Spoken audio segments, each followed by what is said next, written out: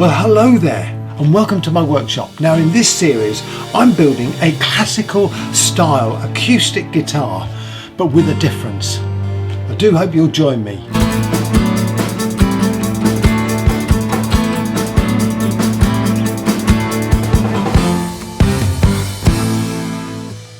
Well, hello there and welcome to my workshop. Now it's one of those days where I've come in to do a very simple task, and that is to cut the size of the guitar down to size. I'm using my old acoustic guitar as the template for this guitar, and I know that the sides need to be 85mm deep. So I thought, fair enough, I will just cut these down because they're a little bit too big. But then I discovered there's a problem with my bandsaw when you're working with very thin pieces of wood. And that is that thin wood just slides under the fence. And of course then you can't get an accurate cut. So I've made myself a little fixture which attaches to the fence. I made two little wooden inserts and stuck a nut in the middle of them, and these fit in the slot there in the middle of the fence. And so all I need to do is line that up there, and then I can hopefully screw this tightly against the fence. There we go, that one's going in nicely. This is a piece of MDF, 9mm MDF, which is quite flat, so it's pretty accurate. I've screwed that up now on both sides, so now it can't go under the fence. But of course my gauge on the side here is now wrong, but I have made myself an adjustment for the scale. Loosening this nut allows me to move the scale along a bit. Now that's allowed me to line effectively what was 0 up at 10mm, so I know that I've just got to add 10mm onto everything that I cut. And I need to cut these pieces to 85mm, so that's 95mm, allowing a little bit extra. Let's go for 98mm. So before I do anything, I'm going to just double check that. Or is it measure twice, cut once? So, well, that's 89. 89. Yeah, that's fine. I need it to be 85, so I think that's going to do the job. So let's cut these down.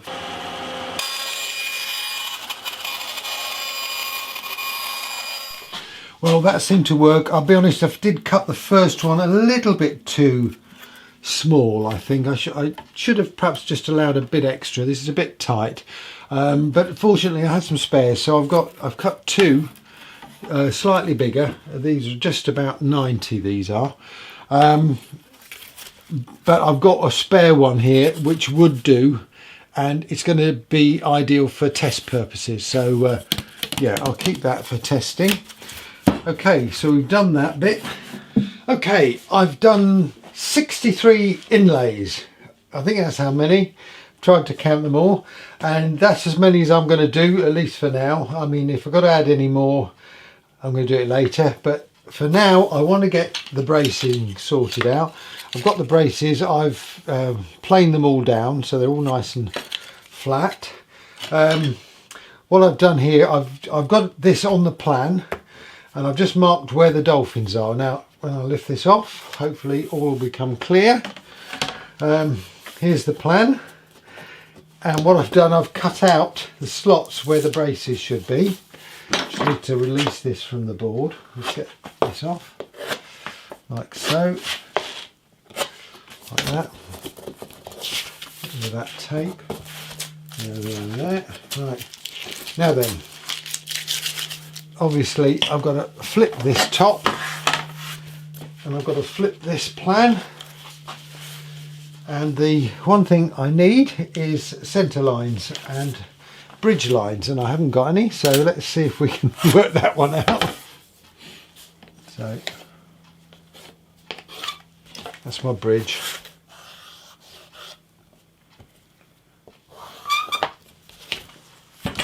Okay. Put it the other way around. Centre lines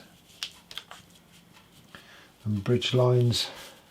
Right, just marking where the braces should go with this China graph pencil. I've done most of them. I think that's okay.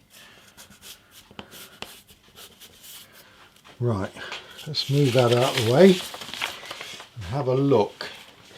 So I've got a problem here in that the bracing is going to go across there. Now this is, I believe, C1. It's a long one.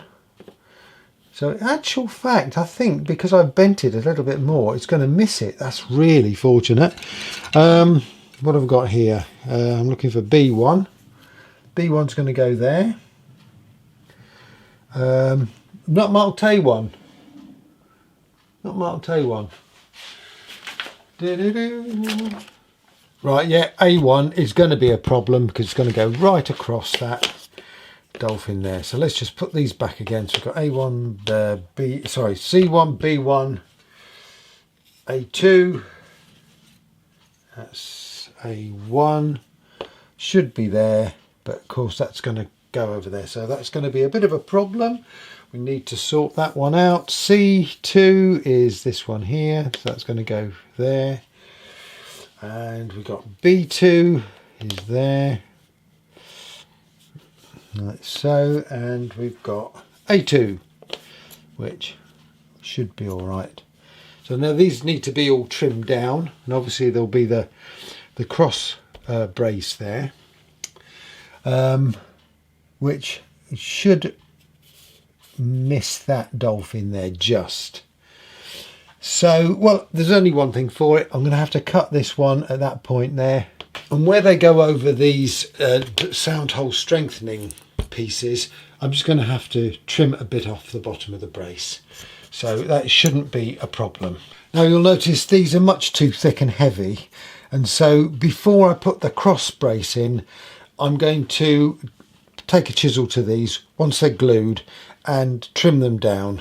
I may take a little bit off before I actually stick them down, but I'll actually trim them once they're glued, and then I'll put the cross brace in. Otherwise I think that's looking pretty good.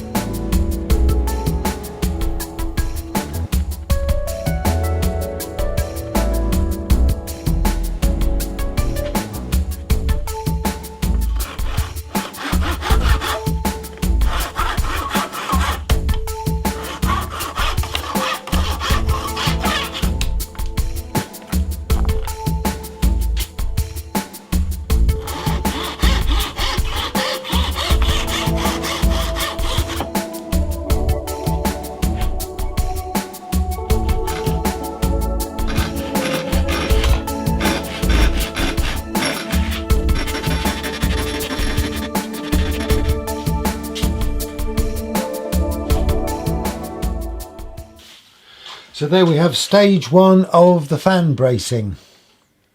All I've got to do now is glue those down. I'm going to use this gluing block here to glue it all down, but this is radiused and I don't need it to be radiused for this guitar. So because classical guitars tend to be flat, I believe, or certainly this guitar is going to be. So hopefully if I loosen this bolt, that will release the pressure there and level that up.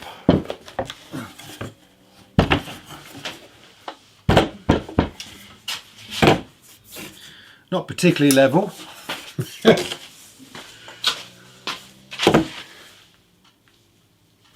The question is, will that do? Okay, it's clearly not flat. It's because it's been pulled into that shape for a long time. So I've released that bolt underneath, and if I put that piece of MDF there, that's then pretty flat. So what I shall do is use this piece of wood that I've been using as a cutting mat to help me glue these pieces. And in the dark recess of the workshop, I've got the go bars. So I should be able to fix these down using these. Yeah, I think it's going to work. I think it's going to work.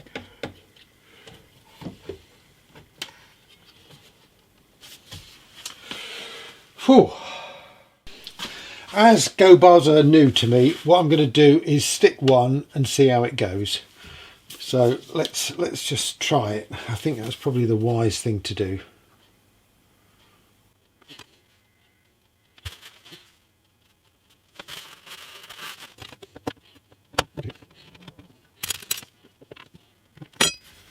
You can see I'm new to this, can't you?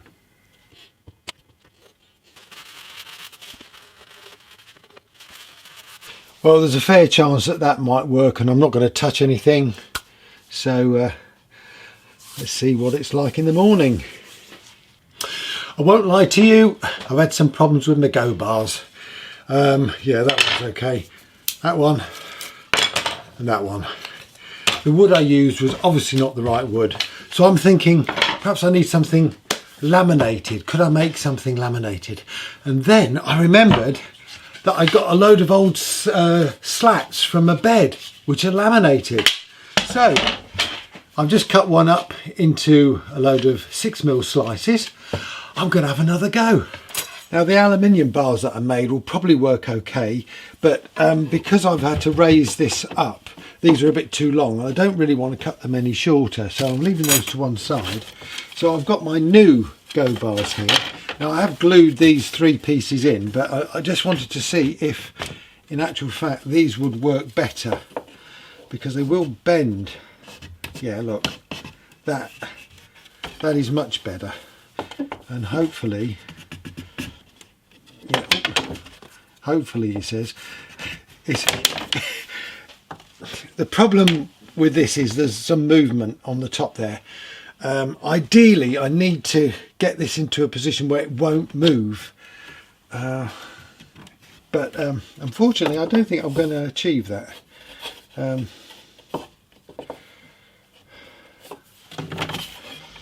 Yeah, and these are now a bit too short, these are now. So there's a skill to this, there's no doubt about it. There is a definite skill to fixing your go bars up, and the professionals make it look so easy, but it ain't. I guess it's like all these things, practice makes perfect, and so I'm just going to have to work at that. Anyway, let's get on and get these other 3 braces glued in. So I've just cut myself another set of go bars from one of these laminated pieces, and the previous lot were 6mm wide. These are 4mm wide, and so I'm hoping that they'll flex a bit more and I can actually bend them a lot more. I think that's the problem. I need to bend them much more than I was able to bend those ones. So we'll try those in a bit. But now I want to get on with the neck. Now on my wood rack I've got this beautiful dark grained piece of wood. I can't think what the name is at the moment, and it's right underneath a load of other wood, so I'm going to leave it there for the time being, but I think that's going to make an amazing fretboard. So underneath that I want to create a nice dark neck that will match with the sides or the ribs of the guitar. So the ribs are going to be in the Santos rosewood, so here's a piece of Santos rosewood. Now in the centre of that I've got these 2 possibilities. This is cherry This is a wood from an old windowsill, and I will try and put the name up on the screen. I've forgotten what it's called at the moment. Out of the two, I actually prefer this one because it's got a really nice grain in it, and I think that's going to make a nice centre. And just to separate the two pieces, I'll use some of this very light veneer, because I think that's going to go really well between the two. So let's get that all sized up. I've cut all the pieces and thicknessed them to size, so all I need to do now is glue them together.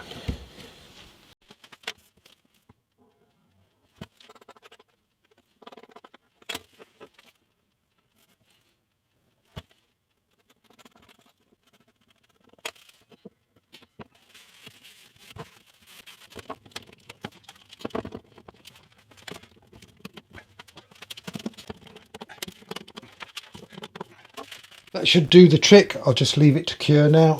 And finally, for the last thing I'm going to do today, I'm going to stick this last brace on using these new thinner go-go bars, or go bars, whatever they're called, which should hold this thing better.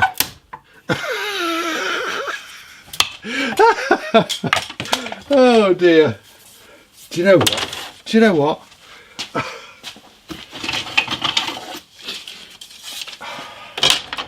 I'll use these. I'll use these 4mm ones. I know they work. Oh dear. Go bars. Stop and go bars, eh?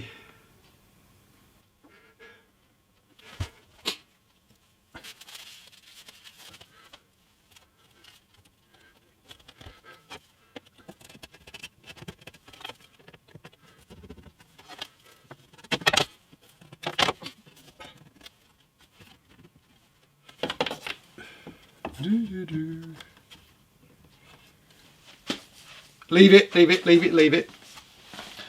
Well, good afternoon, and it's a nice sunny afternoon, and you catch me in the workshop here working on the neck. Now, it glued up really nicely, so I'm really happy with that.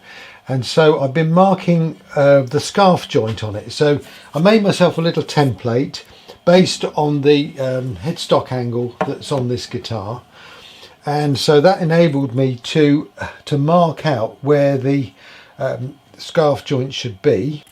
Probably won't surprise you to know that I have a rather unconventional way of making scarf joints, but anyway, I've got a little line there which I could pencil in, so I've drawn in the angle of the scarf joint on that side and taken it over to the other side and drawn it in that side, and it's about 13 degrees.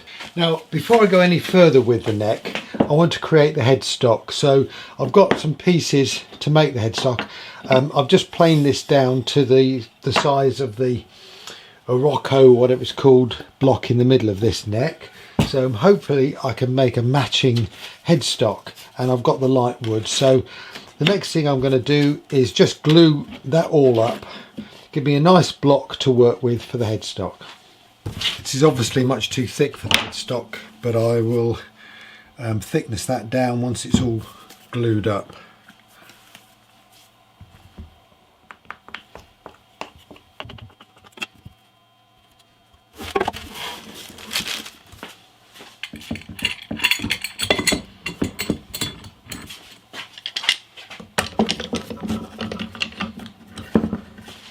I made the mistake of leaving my spreader face down on the bench last night, and it stuck to the bench. I've got it off, fortunately.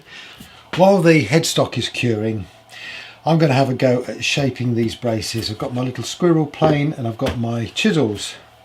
So let's see how we can do this. I suspect on the outside I can use the squirrel plane, but on the inside of the curve I'm going to have to use the chisels.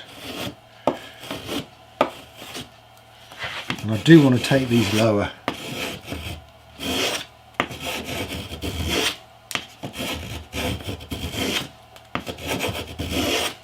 Right, well, this is going to take a while, so I think I'm going to play you a bit more of that strange chill out tune that I played earlier.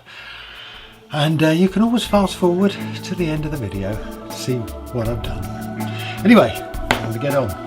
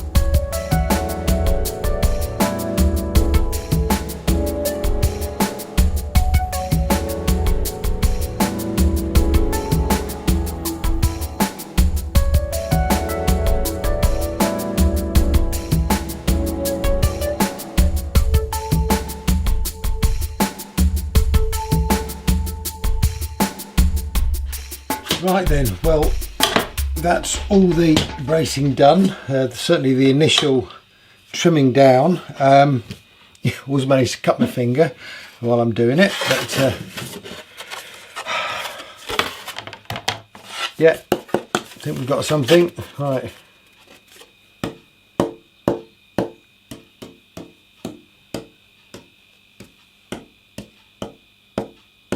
It's not quite there yet. It's not quite there, and I think part of the problem is these strengtheners around the dolphin holes, so I'm going to have to see if I can take these back a little bit. I think the chisel is probably the best tool for the job here. I'm just sort of chamfering the edges down just to thin these strengtheners out on the edge there. Take a bit of weight out of them.